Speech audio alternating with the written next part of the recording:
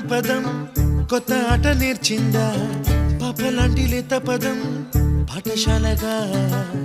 కూనలమ్మ జానపదం పల్లె దాటి వచ్చిందా చవళిల జానతనం పాట చూపగా కుంచెలో దాగే చిత్రాలు ఎదురొచ్చేలా అంత